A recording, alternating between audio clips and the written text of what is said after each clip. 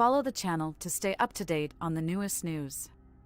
According to QTN, the United States is handing Ukraine an additional $325 million in military aid.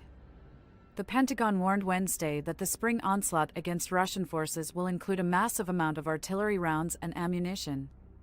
The U.S. has refused to reveal how many weapons will be transferred to Ukraine. Nonetheless, the latest shipment is similar to previous ones, which included rockets for high-mobility artillery rocket systems, or HIMARS, and howitzers, as well as a variety of other missiles and anti-tank ammunition. It will all be drawn from Pentagon supplies and sent immediately to the front lines. On Monday, a Ukrainian official warned that it was only a matter of time before his country launched a counteroffensive. In an interview with the Associated Press in Kyiv, Alexei Danilov, Secretary of Ukraine's National Security and Defense Council, said that the offensive against Russian soldiers will begin when Ukraine's armies are ready. He also stated that armored vehicles and ammo delivery are vital to the launch. Among the recently revealed secret documents were many memos outlining the timeframe for weapon deliveries to Ukraine, as well as previously unreleased evaluations of how quickly the Ukrainian military could run out of key air defense munitions. They included projections that missile stocks could be depleted as early as this month or May, allowing for more devastating Russian air and artillery strikes. Danilov echoed other Ukrainian leaders in saying that the leak will not have a significant impact on future offensives, emphasizing that Ukraine does not share critical material with anyone. The announcement of new U.S. assistance comes only days before a gathering in Germany of defense and military leaders from over 50 countries to discuss and arrange future Ukraine security assistance. U.S. Defense Secretary Lloyd Austin established the Ukraine Contact Group about a year ago to better coordinate military supplies, equipment, and training for Ukraine. The conference will be attended by Austin and General Mark Milley, head of the U.S. Joint Chiefs of Staff. The current U.S. aid package includes demolition munitions to clear passageways, more than 9 million rounds of small arms ammunition, ammunition for logistic support trucks, spare parts and equipment for harbor security and maintenance and repair, and spare parts and equipment for harbor security and maintenance and repair. Officials say the weaponry and other equipment will help Ukraine transition from a protracted and costly winter stalemate focused on intense fighting in the east, particularly in and around the Donetsk province town of Bakhmut. Despite the brutality of the war, little territory has changed hands. Moscow controls roughly half of Donetsk, and conquering Bakhmut would be a first step toward capturing the other half. This is the 36th shipment of Pentagon supplies to Ukraine since the conflict began in February 2022. U.S. Defense Secretary Lloyd Austin said Wednesday that it is critical that Turkey allow Sweden to join NATO sooner rather than later, and he is sure that it will happen before the alliance summit in July. During a trip to Sweden, Austin declined to say whether a recent arrangement to provide Turkey with fighter jet upgrades would be enough to persuade Ankara to vote. Russian forces are continuing defensive preparations in Ukraine's south, according to Ukrainian officials. Natalia Humaniuk, the head of the Ukrainian Joint Coordination Press Center of the Southern Forces, said Russian forces had mined the east bank of the Dnipro River in Kherson in preparation for a possible Ukrainian counteroffensive. Russian officials had earlier warned of a possible Ukrainian onslaught in the Zaporizhia region, but Ukrainian forces are now threatening to retaliate in the Kherson region. A retired British military brigadier believes Ukraine's upcoming counteroffensive will include a Big Bang attack to break the year-long stalemate. Ben Barry, a former British military leader and senior fellow for ground warfare at the International Institute for Strategic Studies, told the news outlet in an exclusive interview that the country's military needed to make a big move to confront Russia's invasion. "We're staring at a focused Big Bang onslaught." He described Ukraine's planned counteroffensive as dribbling it away in penny packets. The longer they wait, the more advanced weaponry and armor they will have in service, and the more soldiers they will train to use them. Barry is working on it. In the coming weeks, the Ukrainian military will begin training with American-made military equipment. Politico recently reported on this. In addition, the government is preparing 40,000 Storm Brigade troops in preparation for a counteroffensive against Russian troops. While it is unclear when the counteroffensive operation will take place, it is regarded as a critical step for the country. Barry anticipated a spectacular offensive on the front lines, notably in Bakhmut. Russia has been scheming success at the expense of massive losses in the region, he told his son. The combat in Bakhmut has been called the meat grinder due to intensive, lethal fighting on both sides of the conflict. The Sun also interviewed retired U.S. General Ben Hodges, Army officer and former U.S. Army commander. Europe was unconvinced that a Ukrainian victory in Bakhmut was the main requirement for the country's military. Hodges told his son that Ukraine could kill every Russian soldier within 200 miles of Bakhmut and nothing would change the strategic situation. He claimed that a push to retake Crimea would be the key battleground in the conflict. Putin's dictatorship attacked and unlawfully annexed Crimea in 2014. Ukraine understands that it will never be safe unless it retakes Crimea, according to Hodges. The commander of Ukraine's Eastern Army stated that the Wagner Group's capacity to continue its human wave assaults on Bakhmut is running out of time. Colonel Sergei Sharevity told Ukrainian TV on Tuesday that unless they modify their tactics, they will be annihilated. According to a translation by the New Voice of Ukraine, I believe we're talking about 2 months. The site stressed that this was Sharavety's personal view. Dave Wagner, as a terrorist organization, uses compulsion methods, according to Sharavetty, and its troops battle under the threat of execution. The violent months-long war in Bakhmut, conducted mostly on the Russian side by a private military force, has been described as a meat grinder. According to the Institute for the Study of War, Wagner was obliged to start drawing from its best warriors in March due to significant losses among the ill-equipped, poorly trained convicts the organization initially put into combat.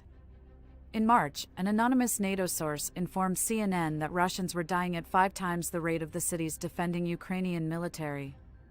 However, Russia has been able to make very slow progress in Bakhmut in recent weeks, according to Western officials at a CNN briefing last Wednesday.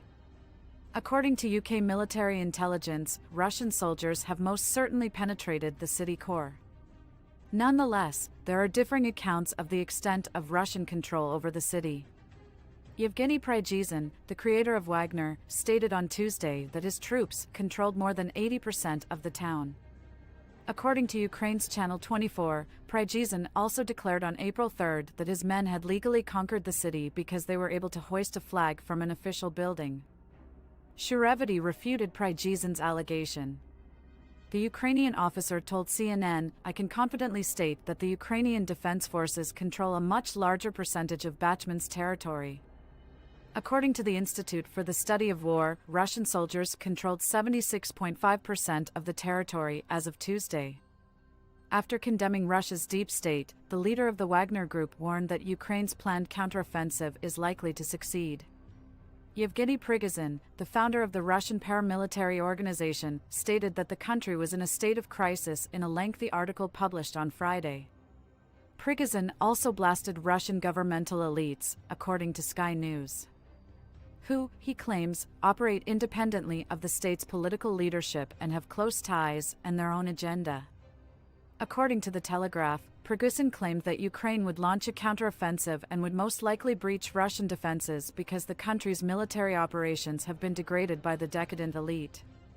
The Institute for the Study of War, a research tank based in the United States, has warned that some coverage of Prigozhin's essay has been miscontextualized and that much of the nuance in his unusual rhetorical and writing style is lost when translating Russian Prigozhin into English. Prigozhin has been a visible figure during the Ukraine war, urging Russia to commit to a decisive fight that will either beat Ukraine or result in a brief Russian setback that will spark Russia's nationalist revival and provide the groundwork for future victory, according to the ISW. For Sky News, Prigozhin has urged Russians to keep fighting, warning them to ignore elites who want Russia to minimize losses in the conflict. If Russia reaches the bottom, it will take off from there. Prigozhin wrote, adding that it will then float back up like a massive sea monster, destroying everything in its path, including U.S. plans for the Daily Beast, a mural representing Russia's Wagner Group Russian Knights.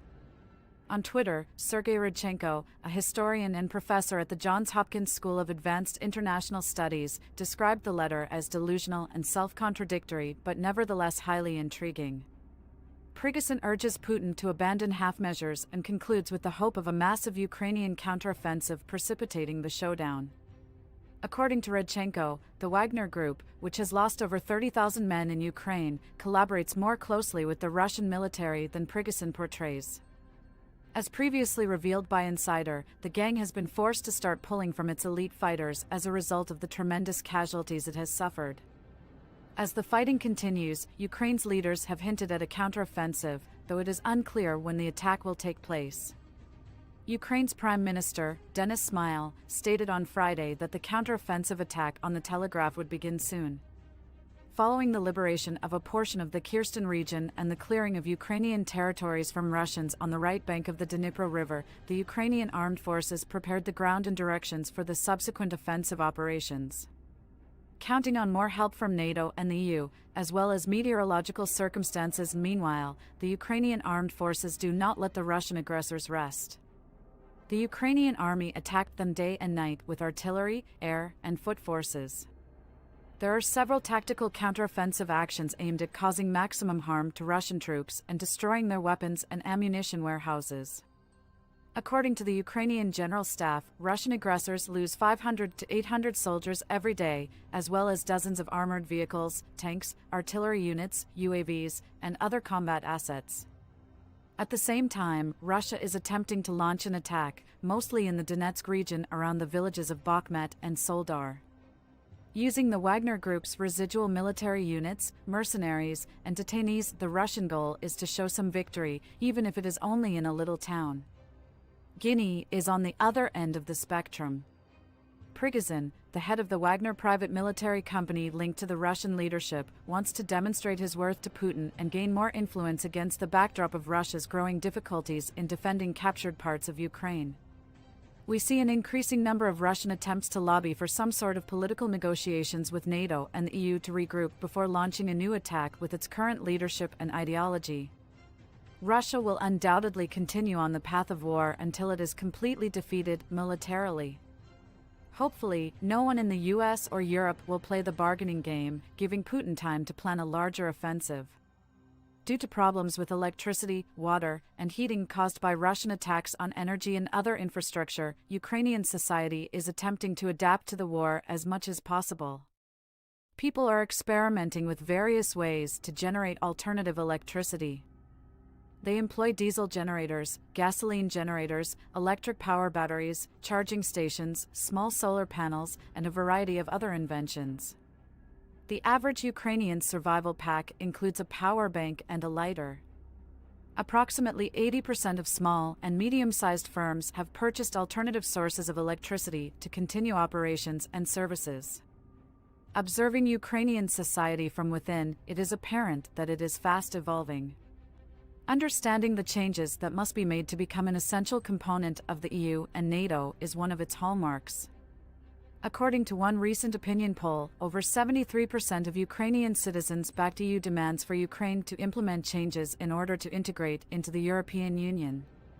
Around 30% of people said it was the right way to go because the reforms were in Ukraine's best interests. Because of the ongoing war and all of the challenges associated with it, over 26% of Ukrainians believe that the EU should not be too harsh on the path to change. Of course, the most difficult scenario exists in the frontline zones, where Russian terrorists continue to demolish and intimidate civilians with regular shelling. According to the UN and official Ukrainian data, every 10th school in the country has been damaged or destroyed. Two-thirds of Ukrainian refugees and immigrants in European countries are young. Ukraine's economic position is equally problematic. Donations from the US, EU, IMF, and other partners cover over half of the state budget. In 2022, the GDP will be reduced by almost 35%. Approximately half of the national energy system has been severely damaged and must be rebuilt. Almost 20% of the population has fled the country to escape the war. Russian aggressors continue to plunder and destroy around 17% of Ukraine's lands.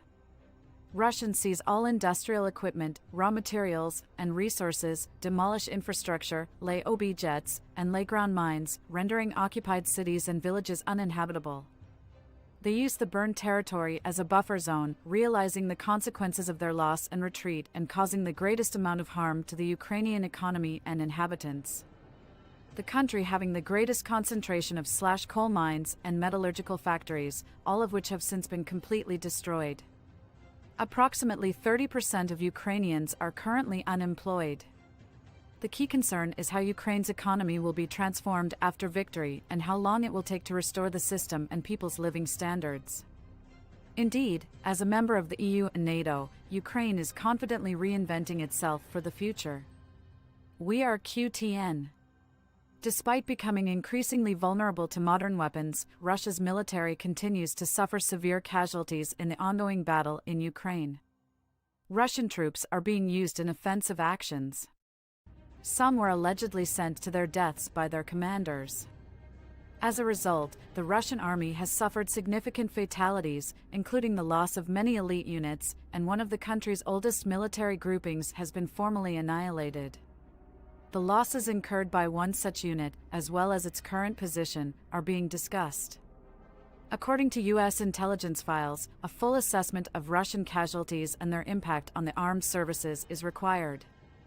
Russia's elite Spetsnaz Special Forces battalions, considered the strongest warriors in the Russian army due to their intense training in February 2022, when Putin ordered his troops to cross the Ukrainian border, have been considerably decimated. In the early days of the fighting, Spetsnaz men were used with orders to assault Kyiv and kidnap the Ukrainian president.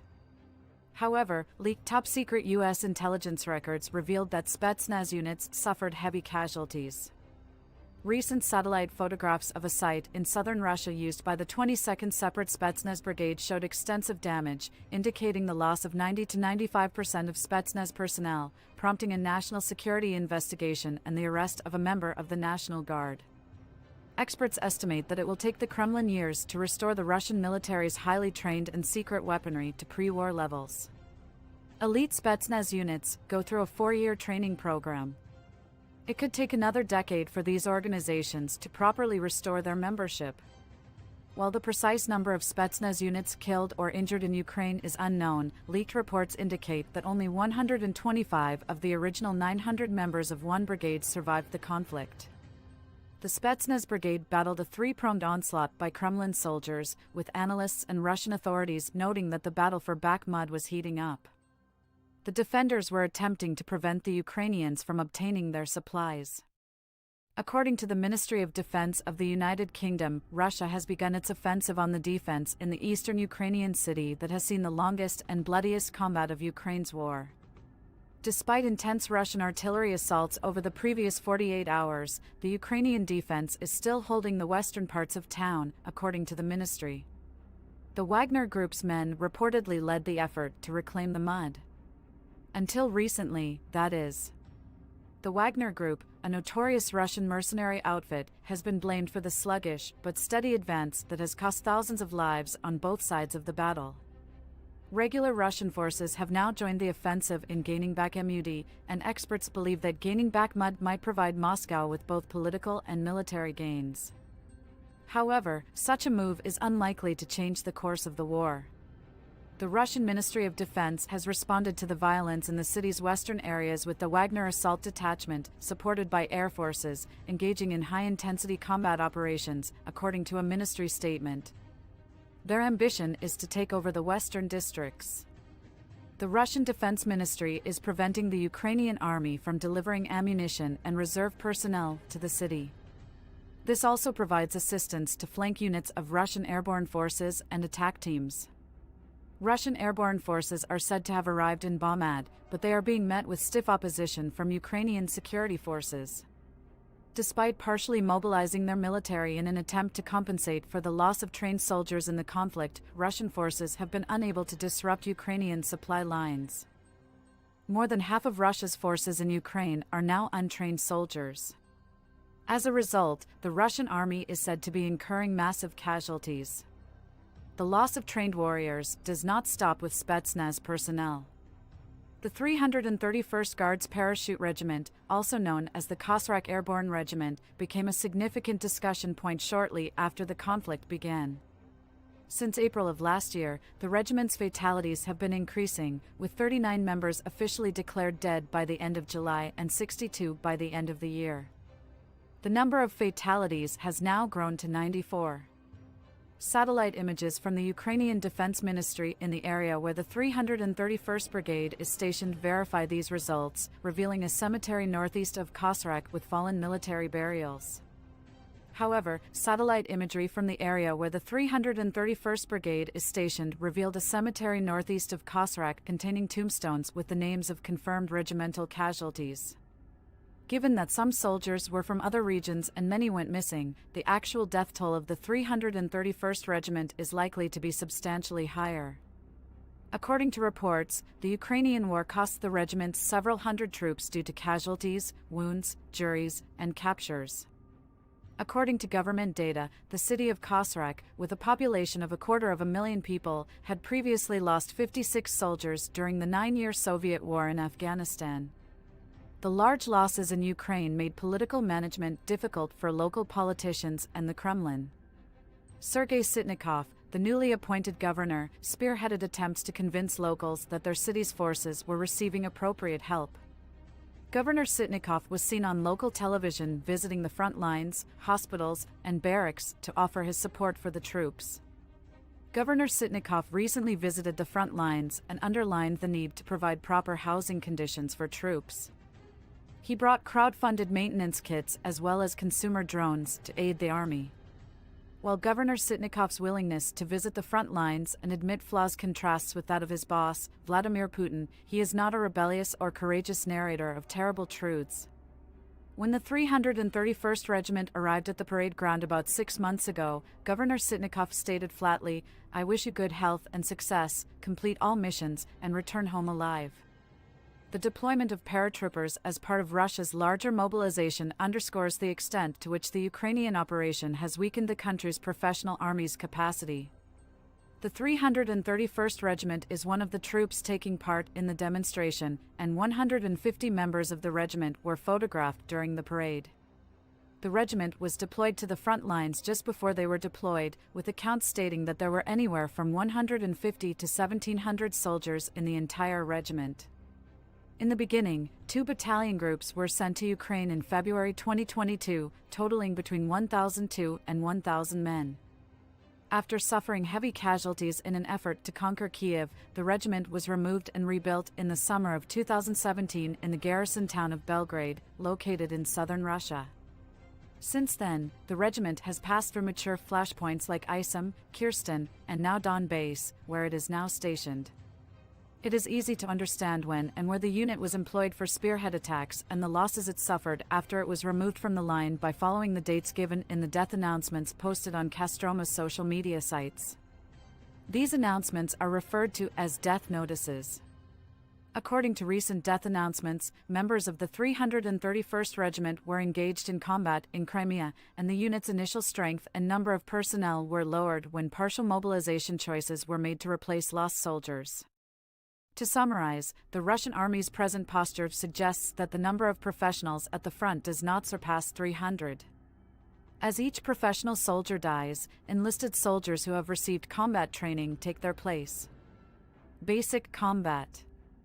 The Russian military is undergoing unparalleled energy loss, and if predictions of an additional 400,000 people being mobilized in the near future are true, the army's already depleted strength could collapse even worse. President Vladimir Putin announced the invasion of Ukraine in a terrifying televised speech.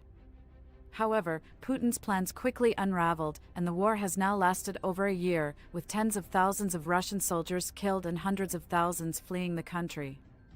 Nearly every day, areas along Russia's border with Ukraine are bombed, shattering Putin's image as a master strategist. As a result, he is arguably weaker than he has ever been during his 23-year reign. Gutkov, a former KGB colonel and former Russian MP living in exile, says Putin's failure to secure a rapid victory has cost him senior officers' esteem and unquestioning support. Gutkov remarked that Putin cannot operate the Kremlin the way he used to because he has made several mistakes that everyone from the general staff to the country's leadership has recognized. With the developments in Russia, Rudkov's speech takes on even more weight. Putin's strategic mistakes are aggravating Russian citizens, especially given the protracted Ukraine war and rising losses. As a result, many Russians are ready to hoist the rebel flag against Putin on a daily basis. Extraordinary photographs from Ukraine show the war's deepening gloom, with bloodshed on the front lines never abating. The FSB and its close colleagues are well aware of the gravity of the issue. The unwillingness of Russian men to be mobilized following President Vladimir Putin's announcement of partial mobilization in September is the most striking feature of the issue. This hesitation has complicated matters in Russia, with mothers indirectly opposing the state by organizing protests at recruiting offices and assisting men in crossing borders. However, a video has emerged that suggests that authorities outside of Moscow and other major cities are not fully enforcing state directives. The scene is set in Siberia, and Governor Sergei Sivilev is speaking at a public assembly in what appears to be a school gymnasium.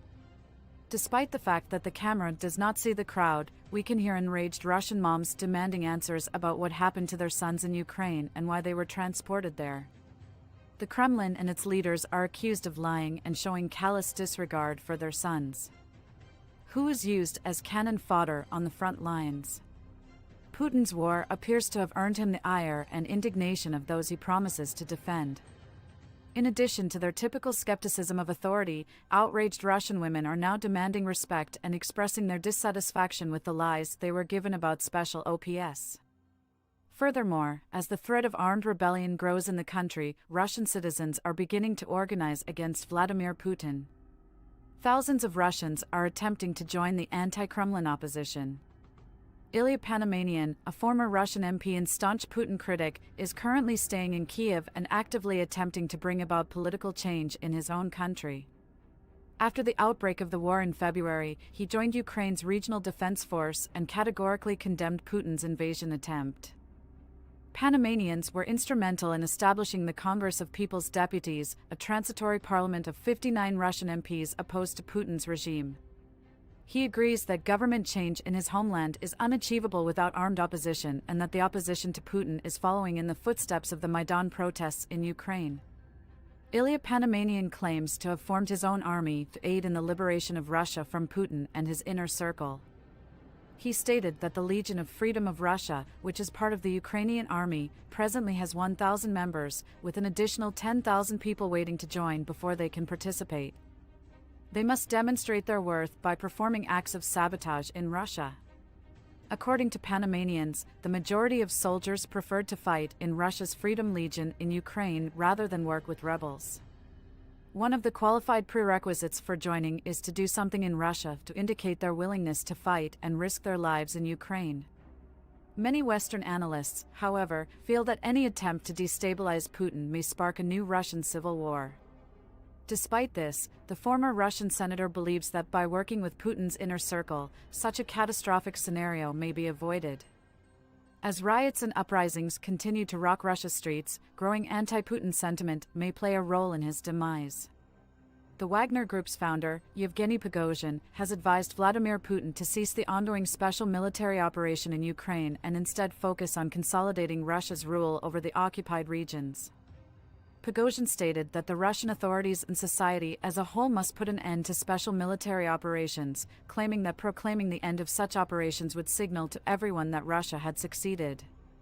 The Institute for the Study of War, a think tank based in Washington, D.C., however, criticized Prigozhin's argument as a straw man, noting that his overall goal was to push the invasion. The ISW also emphasized Prigozhin's unique writing style. Meanwhile, Putin is reportedly shocked by the fire of rebellion from his people, which is based largely on rigid sarcasm, selective ambiguity, and aphorisms. The use of profane and satirical vocabulary in Russian revolutions, along with military failures, paints a gloomy image for Vladimir Putin.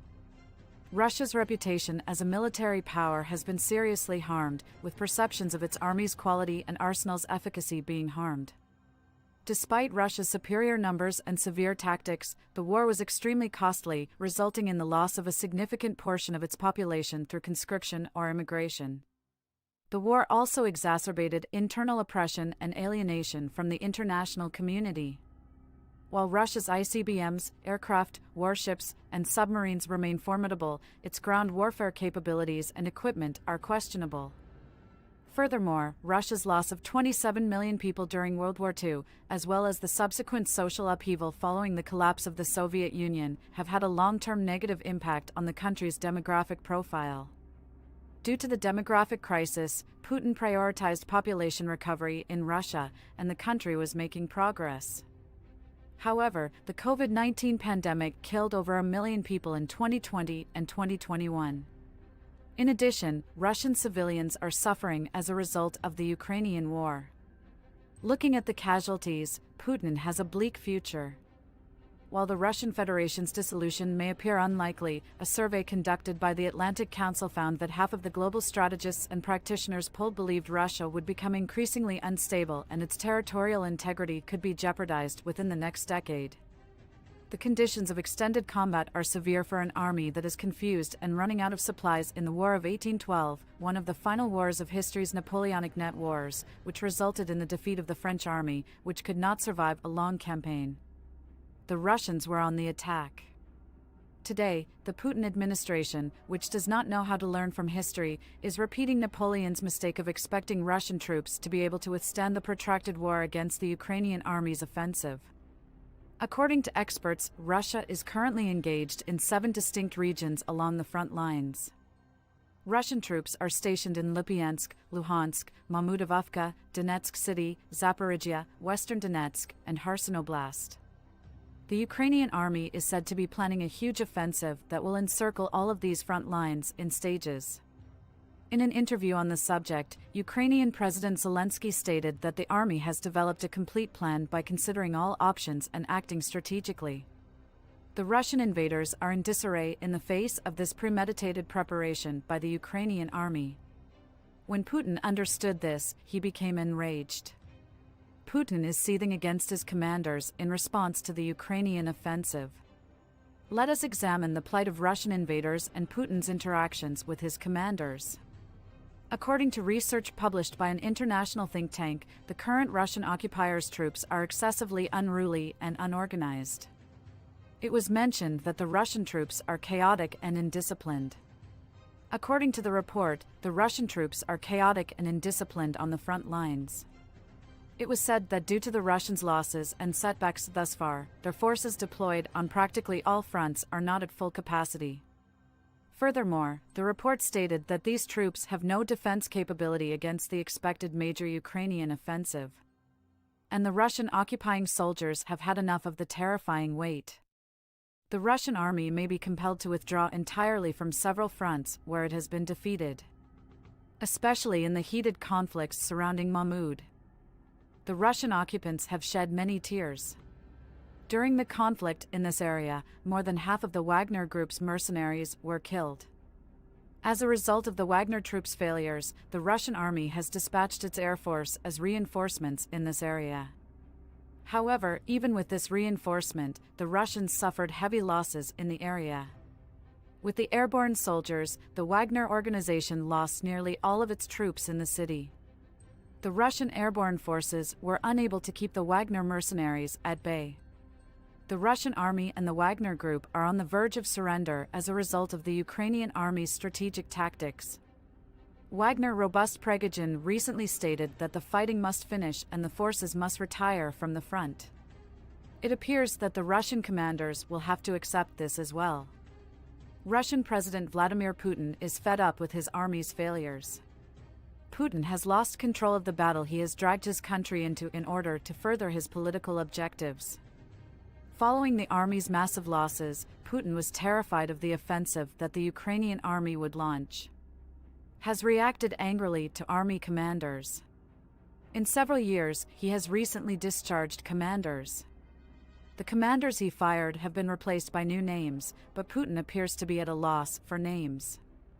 Putin cannot find what he seeks among his commanders. After the Russian invaders suffered heavy losses in Volodar, Putin issued a decree. The edict barred the use of certain names. The Russian army was outraged by these dismissals. Along with those fired, it was revealed that Putin forced some commanders to retire and intervene in the army in this manner.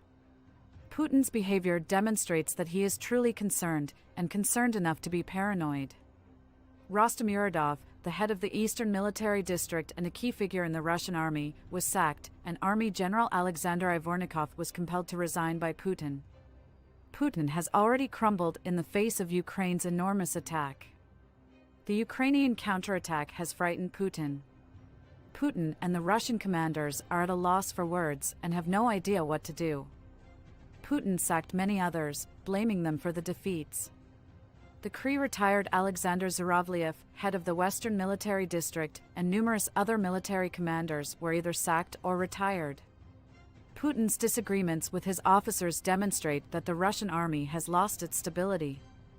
Unlike the Russian invaders, the Ukrainian army maintains a highly structured and disciplined deployment.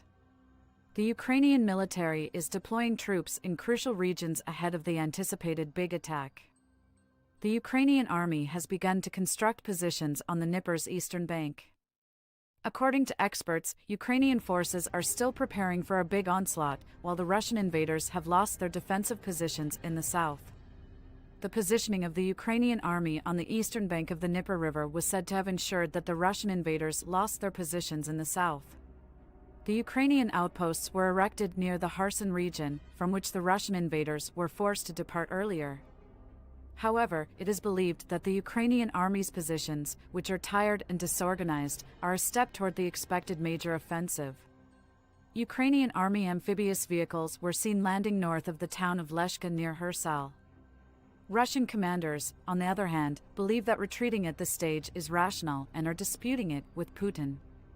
The commanders are attempting to persuade him. The Ukrainian army has been able to march south while encircling the Russian invaders from the west thanks to its positions on the eastern bank of the Dnieper. Zelensky's earlier promise to liberate Crimea may be fulfilled following the current landings by the Ukrainian army thanks to positions established east of the Dnieper River. The Ukrainian army is capable of making significant progress in the south and launching an offensive to reclaim Crimea. The recent drone attacks on Russia's invaders in Crimea foreshadow this operation. Following the news of successive explosions in Crimea comes word of a drone attack in the Sevast volcano port. Although 2 drone attacks on the Russian Navy in the port were detected, the drones were neutralized, according to Russian officials. It was unclear whether the Russian Navy sustained a loss. The Russian Navy, on the other hand, is on high alert following this attack. Attacks and sabotage are common. In recent days, the number of bipartisan groups in Crimea has grown. There are frequent reports of fires and explosions, particularly around military bases and ammunition stores. The Ukrainian army's landings have alarmed Putin's commanders. In addition, the Ukrainian army is isolating Crimea and trapping the Russian force there. In response to the recovery of Crimea, the U.S. commander-in-chief stated that this technique would trap the Russian occupants on the peninsula. Experienced Ukrainian army leaders devised deft ways to cut the Russian forces' land bridges. This approach includes positions east of the Dnieper. The control of the Kerch Strait Bridge, a Ukrainian army advance from Perisia to the south, is the only justification for the Russian occupiers staying Crimea at the present. And her son to the east, who has a number of relationships with this breed. As a result, Crimea would be one of the primary targets of the anticipated large offensive. Ukraine's recent step has put Putin in a bind. Putin is in a state of panic, removing top commanders. It's his mental state that's prompting him to make major blunders, and these mistakes will be costly. Despite the fact that Russian invaders are on the front lines, the commanders in charge do not get along with Putin. The Ukrainian army's planned and structured formation gives the Ukrainian forces a significant edge. The Ukrainian army is prepared to put the finishing touches on the anticipated large onslaught. War preparations on all fronts are nearly complete. The Ukrainian commanders must now press the button. What is your approach to routine interpretation? Commanders fired as a result of defeats? Do you believe the Ukrainian army's massive offensive strategy will bring the war to an end? Will Russia be forced to leave Crimea? How would the actions of the Ukrainian army east of the Dnieper River alter the course of the war? We eagerly await your feedback.